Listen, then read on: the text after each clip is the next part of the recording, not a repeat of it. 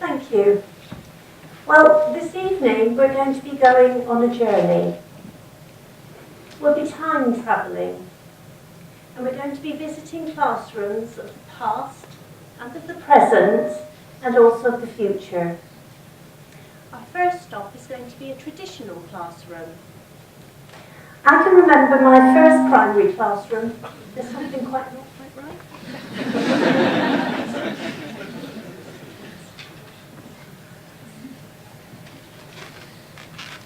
If that's slightly better for everybody now. Excellent. Thanks. Okay. Right. So I can even remember my first primary classroom. It was in a very old-fashioned traditional building. We had outside toilets. We had separate playgrounds for the boys and for the girls, and we had a wrought iron fence between the two. And the desk I sat at age 4 3/4, still had one of those old-fashioned ink wells where you kind of dipped the ink in and started to write.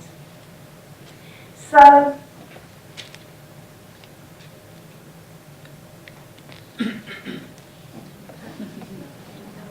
perhaps I wasn't quite in this classroom, but if you'd like to take a closer look at the photograph behind me, this setup in this classroom makes some assumptions about how learning takes place. Teacher knows best. Everybody's positioned looking forward. Children should only listen and respond to the teacher, no talking to the person next to you, and you can kind of see they're all kind of focused on their task. Boys and girls learn better separately, and you'll see most of the boys are off to one side. Uniformity and consistency are good, and you may notice some of the boys in naval-type uniforms. Formality at all times. The girls' hair is cut short, and of course with the poverty at the time, that was to avoid knit, and I think some of us may still remember the knit nursery school when we were at school. But the learning is one-directional. The children will clearly stand, the lecturer, the teacher will stand at the front and pass the knowledge to the students. Just look how they've all got their books open at exactly the same place with their little fingers actually on, this is what we're doing now. So we might even wonder about how much real learning took place in a classroom like this. Perhaps the real learning took place elsewhere, in the playground and in the street, where children could invent and play their own games, choosing them with their own interests and with rules that they agreed with each other. Skipping games, hopscotch, conkers, and so on. I was wondering if anybody could remember playing marbles. A few nods there. My prized possession was a glass alley, one of those really clear ones. So before we move on to talk about how things are different, but in some ways maybe the same, let me tell you why 2018 is a significant year and why I chose to start with such a traditional old-fashioned picture. Is because this year in 2018, every 18-year-old entering university will have been born in the 21st century. But the people teaching them will all have been born in the 20th century. So 21st century students being taught by people who were born and mostly educated in the 20th century. And all of us educators here at Bournemouth University or elsewhere, we've got in our educational experience some history of this one-way communication, with the teacher as the authority figure, underpinning the way in which we learned. So if we get into a TARDIS now and we time travel from our traditional classroom to Bournemouth University today, what might we see? Well, one thing we have is us teachers still love the one-way communication channel. You're sitting there, I'm sitting here. You're all sitting facing forward. You're all listening most politely and hopefully not talking to each other, or clearly I'm going to tell you off. But although we're actually sitting here together in the same physical space, we're not confined between these walls in the same way as those children were. So if you look at the sides, you can see the Twitter walls. These are going to be populated with tweets and comments and questions as the evening goes on. So why would something like Twitter be useful to a student? Well, just supposing you've travelled from your own country to Bournemouth University to study, like many of our students do. Asking a question in front of a huge group like this, you might be concerned about your accent, for example. So if my students post their thoughts and comments on a Twitter wall, I can select some questions from the wall to answer later, or if it kind of lights up, I know I haven't got something quite right. I can get a different kind of feedback. I can see the common themes, and people interested in the topic may even post up answers or suggest resources for the students that are trying to find out about the topic I'm discussing. So another example, maybe you're a mature learner. You drop your little girl at nursery and she doesn't settle and you arrive late, and of course you're a very polite student, so you kind of come in at the back, you sit up at the back there, and 3 rows down you can see your friends. And Twitter's got a private way of communicating. You can send your friend a direct message to find out where are we in the lecture, what page are we on, what's the topic about. And all these tweets and things like that, they can be stored and shared with the students after class. So when they have time, they can start to see for themselves thoughts and comments and themes that are emerging that all of them were thinking about, and realise that their question wasn't the only question, or their question wasn't a stupid question at all. It's just a different medium. So students like these bite-sized activities, when they can just do that little bit extra when it suits them, perhaps outside the classroom. So where do our students learn? So I've got some examples. So my first example is Bournemouth. So we couldn't come to Bournemouth and not have something about a beach now, could we? So we've got our beach and we've got our lovely beach hats. And if you spot our little traditional learner from the traditional classroom, I think you'd be really surprised to find out he could learn on a beach.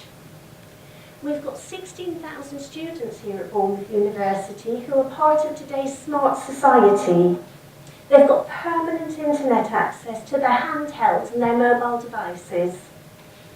They use them for lots of different tasks. They study. They can access our university virtual learning environment on any device. They can see their lecture notes. They can take part in an online discussion. They can visit websites and resources that their teachers and librarians have sourced for them.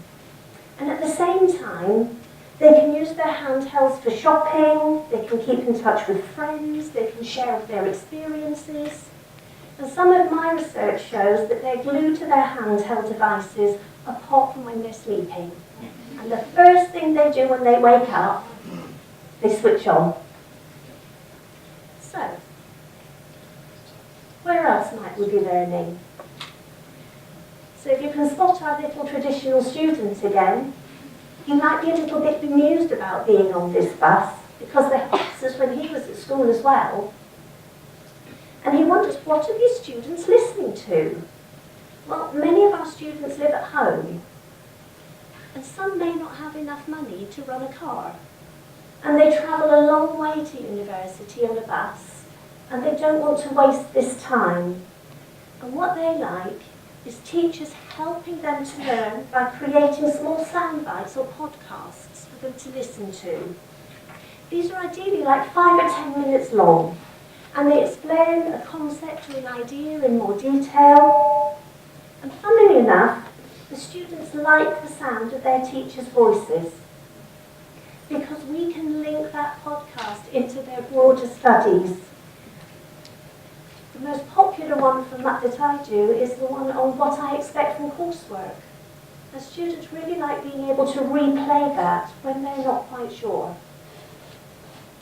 My research also shows that new students finding their way through huge amounts of information find it difficult. They want their teachers, they want their librarians, they want the professional staff at university to help them find their way through this best information until they're confident enough to do it on their own. So they really want our help in that. So we've had students on the bus and we've had students on the beach.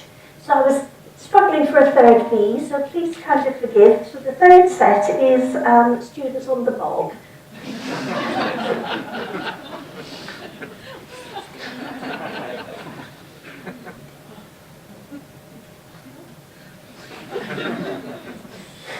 So, young people between the ages of 18 and 24 have been asked in research studies that came out last year in 2017 to log where and when they use their handheld devices.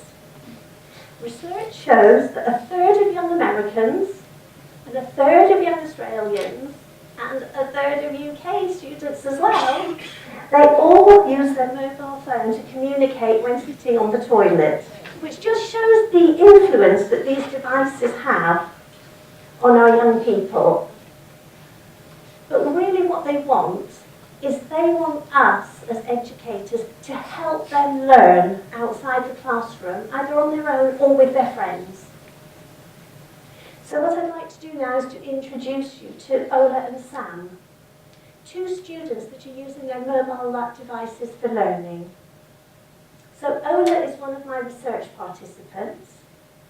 She's an EU student and she's studying in the UK and she's got a very limited budget. And she's studying business studies. Ola has a very basic phone and she doesn't access the internet too much because it's quite expensive. So what she does is she uses text messages to take note of the things she wants to remember. Things like ideas for coursework, page numbers in books that she's reading that she finds that are interesting. She also sends herself text to remind her of deadlines and meetings, the room numbers for classrooms. And then as she goes through her day as an international student, she writes down words and phrases and texts them to herself so she can look them up later. And she prefers her mobile for tasks like this because rather than a pen and a notebook, because it's more convenient and she always has her mobile with her, but she doesn't always have her pen and paper with her. And it's really easy for her to work if she's on a rush hour bus or a train or a tube. And then her friend Sam has got more money than Ola. He's got a top-of-the-range mobile phone, and Sam's on an events management course. Because the screen on his phone is larger than the more basic model that Ola uses, he uses the camera to take pictures when he's at any kind of event, a gig, a museum, a gallery, to remind him of important things he'd like to remember. He often uses the voice recording function to capture lectures so he can replay files later. He can write down anything important, and the main thing for him is he's be the first to agree he's really disorganised, and the voice and the calendar are just key to him. So mobile devices are really important to our students, and it's all about our students finding ways of using them that suit them individually. So, as educators, how can we help them help themselves? So, I was going to share two examples of more contemporary learning. One is where we bring the real world into the university. So we're bringing the outside world in. And the second one is taking our students from inside the university out. So to challenge their perceptions. So we're moving them from the inside out. So if we think back to our traditional classroom, We remember that the children did much of their learning outside the formal classroom, in the playground with the hopscotch and team games and so on. And so really for us what we're trying to do is to capture that kind of playground learning and fun feel for learning. So my second request for you this evening is, can you imagine that you're a pregnant lady? Okay, so it might be a bit of an ask for some of you, but just come with me. So, imagine you're a pregnant lady and you're going for a regular checkup with a midwife. With your midwife today is a trainee midwife, one or maybe even two. Imagine your reaction when asked, can the trainees observe? Can the trainees do these tests? And I'm sure you're all very nice people, so of course you'd say yes. But if this happened every single time you visited, you'd start to feel anxious and stressed, or even a bit like a human guinea pig. On the other hand, our trainee midwives, they want to spend as much time as possible with the patients, because that's where the real learning takes place. So they spend a lot of time out already in placements with health settings, with doctor surgeries, hospitals, outpatients, home visits. And a key part of this first year practice is learning how to welcome and to settle an expectant mother who might be anxious, she might have other children with her, and having a urine test is a bit of a personal thing, isn't it? So the busy staff don't really have time to observe them, and if we try and sort of role play that in class, the feedback we've had is it isn't like an authentic experience for them. It's not really engaging them. And they want to be able to practice time and time again. So the picture behind me shows a pretty standard health professional's office. It's got the computer, so the nurse can see your notes. It's got no smoking posters on the wall. They'll have examination couches and screens. Now, just imagine you could jump into the picture and look around. That's what we mean by virtual reality, and I think a lot of you saw some of the examples of the different ways that we're using virtual reality at the university with our showcase earlier. So, what might it be like if we were going to jump into the picture? So I'm just going to play a really short kind of speeded up animation just to give you a little taster.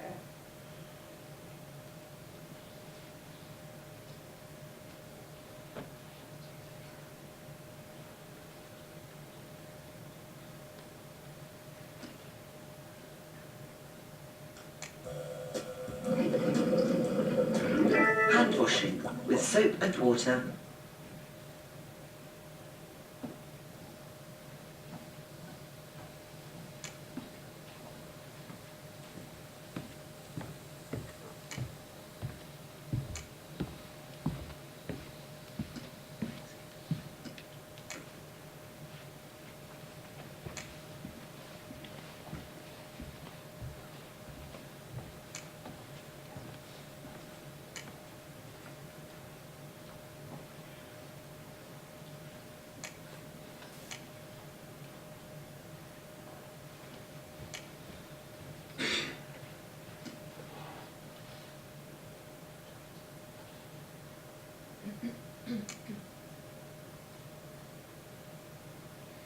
So what we've got there is just a very, very simple sequence. Can I just check you can still hear at the back?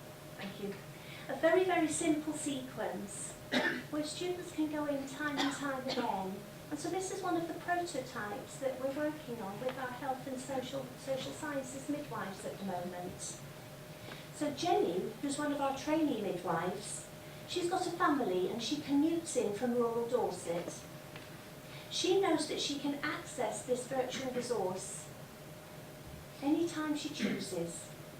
She likes the fact that all she needs is her laptop, her iPad or her smartphone or any device with an internet connection, and she can have a go and test herself anytime she likes. She also likes being involved in a research pilot that's got the potential to roll out to other midwives like her, trainee midwives across the whole country. she also knows this is going to give her something really interesting to talk about when she goes for job interviews. So when Jenny went to school, it was mainly textbooks and writing notes. She didn't think that training to be a midwife would have some fun aspects like this as well as the hard study. So what we've just seen is a little example of how we can start to bring the outside world inside the university to really motivate and engage our students. So our next example is going the other way round.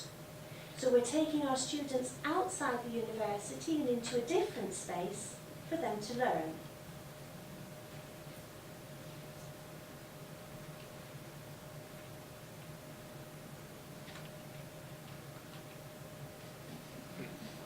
So, can anybody tell me who the artist is? Fantastic. Educated here. So, this case that I'm going to introduce you to is I was the unit leader for 1,000 students doing study skills at a large inner city university. And when I took over the unit, we used to get the students in a room for 2 hours at a time, and we had a range of disciplines, marketing, business, fashion, retail, and we taught 200 for, literally Monday, Tuesday, Wednesday, Thursday, Friday, and then we did the next week. So every week, a different expert came along and told them how to go about their research. How to take notes, how to write them up, how to reference their work, how to work in teams. And meantime, they were sitting in a lecture theatre like this for 2 hours with no interaction at all. I mean, wrong, wrong, wrong. It's just wrong. The students complained. They stopped attending, and they even dropped out. It was boring and irrelevant to them, and they felt they were wasting their time. And actually, we had to agree with them. So a team of us transformed the programme, and we flipped traditional learning on its head. So now it was all about the students discovering for themselves, but supported by the staff. So we divided the students into groups of 30, we put them in teams, and we challenged them to go down to the Tate Modern. They had to choose an artwork, they had to do some live research about it on their mobile phones, and come back and present it to us. So these brand new students in their first semester could work with their new friends, they could share time in the gallery, and in essence what we're doing is we're replicating that kind of fun and teamwork from the playground and getting them to go out and enjoy themselves and to learn in the process. They kept in touch with each other during their mobile phones between classes. They shared images of their artwork. Some even went back to the Tate in their own time. They designed mouse mats, toys, t-shirts, they costed them, they priced them, they did mini business plans. They loved it.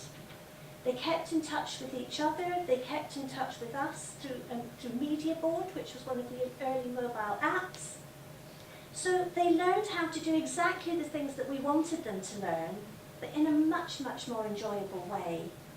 So working in teams, thinking for themselves, they undertook research, they wrote up their notes correctly, they referenced their work, they started to develop teams, and there were huge gains that the students themselves hadn't even anticipated.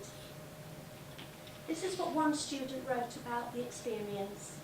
Before coming to class, I'd never heard of the Tate Modern or Salvador Dali. I really didn't want to go and visit the gallery, but when I got there, I was amazed. There's a whole world I knew nothing about. Now, coincidentally, I hear about the Tate Modern in newspapers, and I've also read a novel that mentions Salvador Dali. It was probably there all the time. This made me wonder how many things just go right over my head because I don't know about them. So there we've got a couple of examples. So the title of this talk is Hashtags, Handhelds and Handbags. So far we've talked about handhelds. So obviously next we need to do the handbags, and I noticed some of you have got your lovely balloon handbags. And we also need to do the hashtags. So if I asked you what was the most popular popular type of posting on social media, I think even if you knew nothing about social media, you would say it's the selfie. A selfie is where you take your photograph of yourself against a background and you share it with your friends. And if we go back to our millennials, they will take 25,700 selfies in their life. A huge amount. So I thought we could have an experiment tonight. So I hope you've noticed our 2 Twitter walls. So I thought we could do a selfie now, and we can post it up on Twitter, and by the end of the lecture we can see how far it's got. So, John's going to help me because he knows lots about photography. Could I ask you all to kind of just shuffle up into the middle a little bit, please? And I thought it would be lovely if you maybe wanted to hold up your Google Cardboard glasses.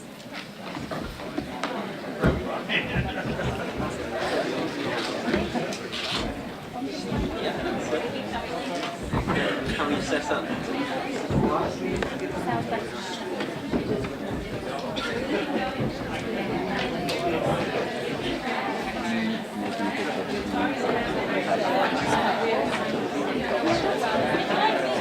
Space by David. Do you guys need Google? No. Do you need one?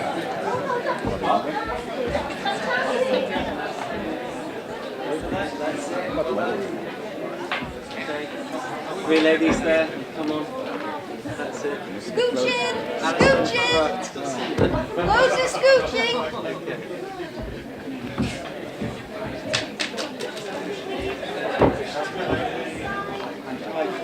Everybody, come on. If you've got a pair, there's no excuse. That's it. Fantastic. Thank you. Lady at the back there, I know you're late, but pop them on for me.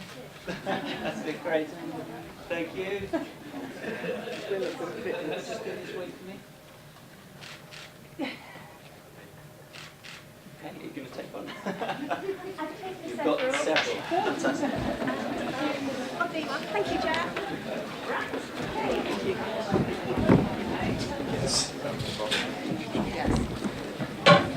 Okay, so thank you very much for that. Please do feel free to kind of take it off other people's knees or not, as the case may be.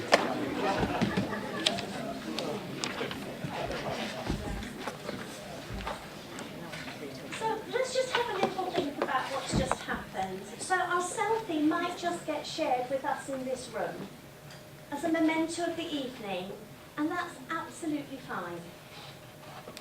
However, if I add a hashtag, and my blue man did me a marvellous hashtag, you'll see, it would be shared with everybody in Bournemouth University that follows us on Twitter.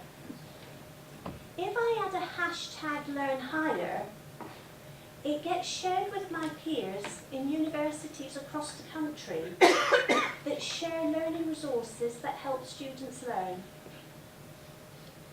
If I add #alt, the Association of Learning Technologists, it gets shared with many people who are passionate educators like me and are actually interested in using technology to break down classroom walls. If we added #Google Cardboard or #virtual reality, it would get picked up by those organisations and start to be shared with their networks. And all of this activity tells interested people, this is what we're interested in, this is what I'm interested in. And I know tomorrow morning, after this, when I log on and have a look at my Twitter account, people will have started to contribute to a wider discussion about using, Google Cardboard, virtual reality for learning, all those kinds of things. So our classroom here tonight becomes part of something much larger. It becomes part of a knowledge creation network as a classroom without walls or boundaries. So, handbags next.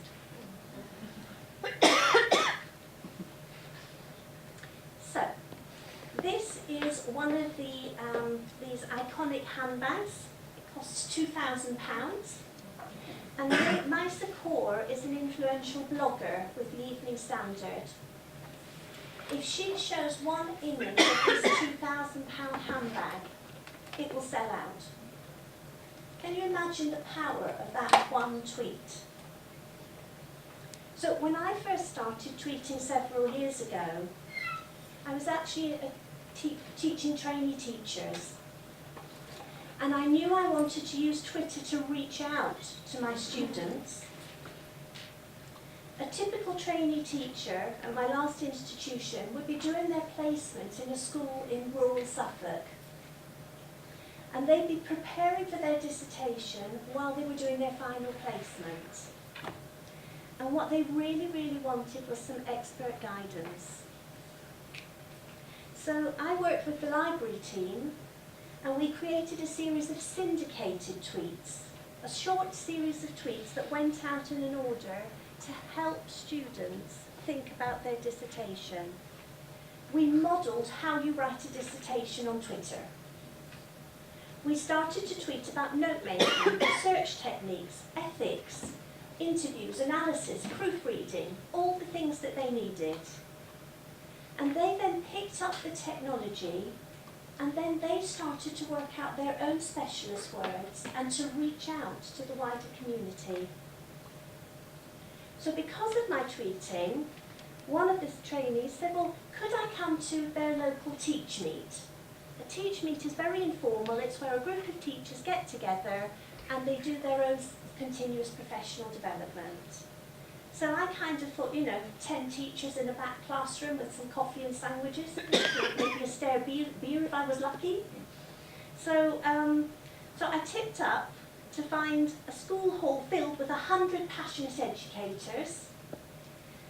We filmed and tweeted 10 presentations, and we were joined online by Twitter experts, educators from around the world, with people saying good morning from New Zealand. It was incredible. And we actually trended on UK Twitter, which meant that our meeting in this little primary school in Essex at 7 o'clock at night generated the most social media buzz in an hour's time slot. And this invitation led me to guest host on UK EdChat, which is a national education, international education forum that takes place at 8 o'clock every Thursday night. And then from there, I managed to get funding for a mobile app to start to look at some of these things, and I had a ready-made audience out there to be my test bed for my prototypes. So it's not just about work, but it's also thinking about what you're interested in, and obviously you can see in my case it's handbags. And this can take you down really unexpected and whimsical routes. My hashtag handbag musings led to a significant piece of work with the V&A when exploring to how best to support a new generation of fashion marketing students. You'll remember the Tate Modern project from earlier on. Well, we adapted that for fashion students, and it led to us getting free tickets and invitations to all kinds of V&A events. And I also ended up with a handbag emporium with 40,000 followers following me from the USA, but sadly I haven't had any free tickets or any free handbags from that as yet. So, let's hop into our TARDIS and let's think a little bit about what might education look in the future. So, imagine one of the world's most inaccessible places. Where might this be? Well, I think a lot of us gets a lot of pleasure out of looking at David Attenborough's photography and his filming, and we might think about deserts and jungles and snow-bound tundra. But this evening we're going to go to the Antarctic. So we're going to go to the Antarctic with the British Antarctic Survey. This stunning image is from Chris Drury, who was an artist in residence at the Antarctic Survey for a recent season. To get there, even today, the journey could be from Bournemouth to Heathrow, out to Chile and Argentina, then via one of the British Antarctic Survey ships, to a continent that's covered with 90% of the world's ice, home to 5 million penguins and no polar bears. So you might finally wave off your helicopter You're cut off between March and October, so anything that happens then is going to have to be dealt with on site as the weather closes in. I was very privileged to work with a science colleague, Dr. Philip Howlett, who served out there as a scientist twice, in 1983 and 1985. And he says, in the field away from base, accommodation was in two-man tents, and little has changed in that respect. However, in the 1980s, the only communication with the outside world was daily radio contact with the main base, and the monthly 100 words we could send to a named contact at home, and 100 words we could get back from a contact at home. In my second season, they established a fax link, which meant the 100 words could now be faxed to the base, and they still had to be read out, or occasionally if a plane came past, they'd do a mail drop, literally. I can still remember feeling overwhelmed with emotion at seeing my mother's handwriting, rather than just the printed text.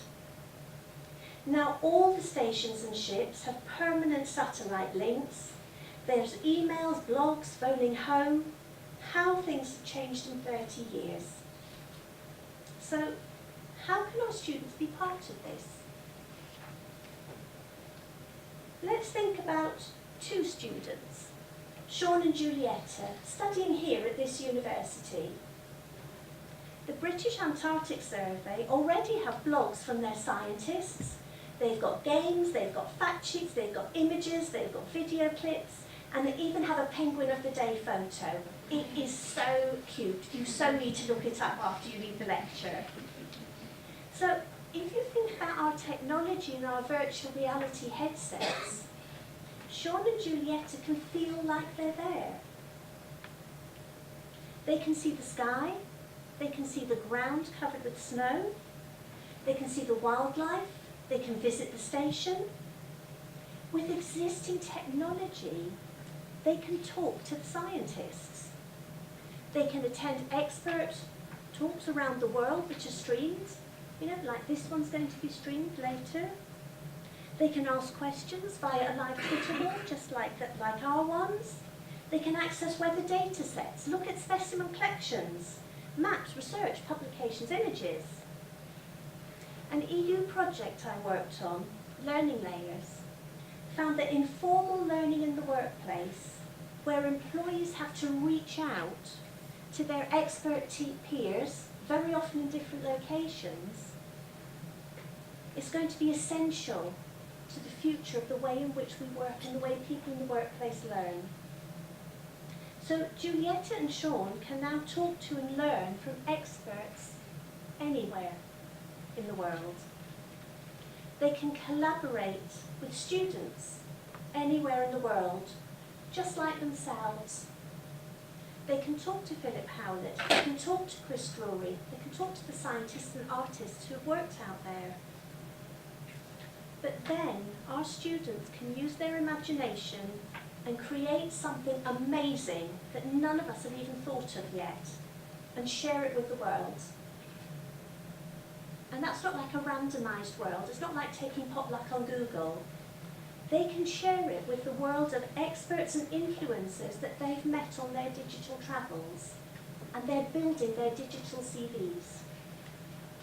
So what are the implications of this? It's a new and interesting way of co-creating knowledge with other students and staff, and sharing this knowledge with wider peers across the globe, and inspiring a new set of learners. Perhaps my trainee teachers who are trying to teach weather to their trainee schools and their rural schools in Suffolk. And of course, Bournemouth University staff can grow because, of course, create, share and inspire are the three concepts which underpin our strategic plans, and we're in the Share Lecture Theatre tonight. So, we've travelled a long way from our single teacher in his classroom, the only one teaching his pupils, with sole responsibility for his pupils as they sit passively waiting for knowledge to be delivered in a strict and uniform way. We've stopped off with student Salmonola, and they shared with us how they use mobiles to support their own learning in really different ways. Jenny, the student midwife, shared her experiences with virtual classrooms. And we've explored the potential for educational adventures with Sean and Julietta as they work alongside British Antarctic Survey experts. So, what do we think might be on the horizon for our learners?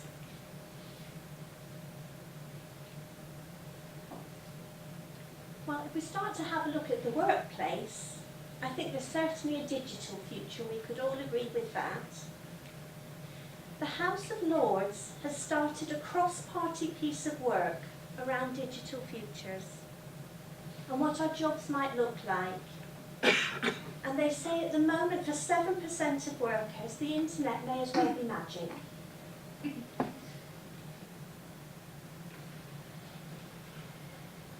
For 37% of the workforce, they're getting by. They can order from Amazon, they can use BBC iPlayer, they can go to comparison sites like comparethemarket.com, so they can get by. And almost half the workforce can evaluate, configure and manipulate digital data. However, only 10% are what we call digital makers, designing, creating, inspiring and building our digital technologies of the future.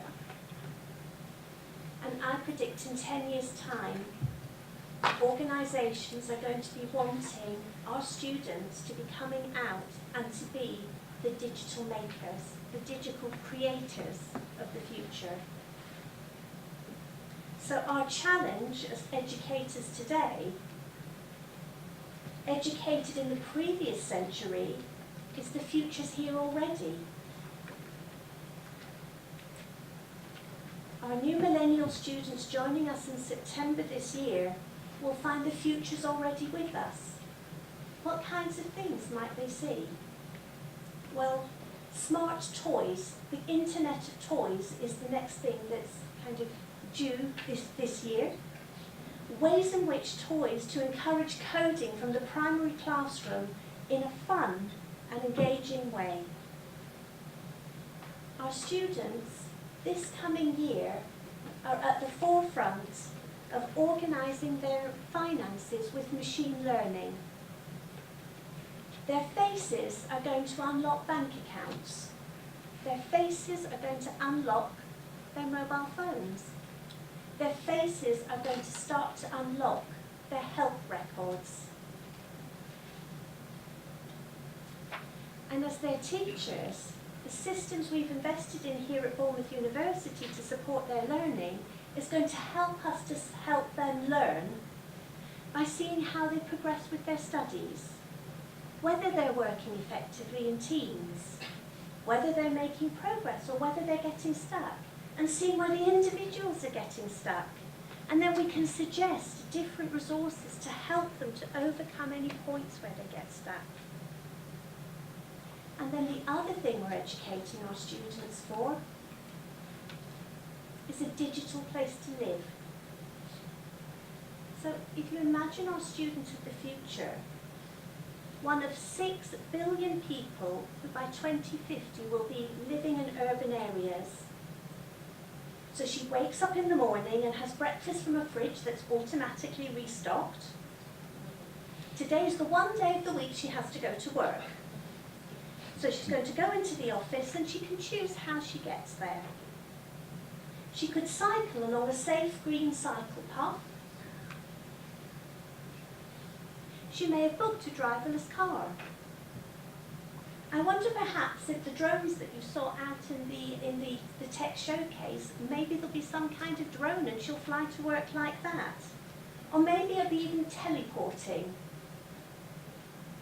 Some of the science fiction writers in the past had more accurate predictions about what was going to happen in the future than the scientists did. So the role of modern universities is to educate and to inspire students, because it's their imagination that's going to create and define the future, our future.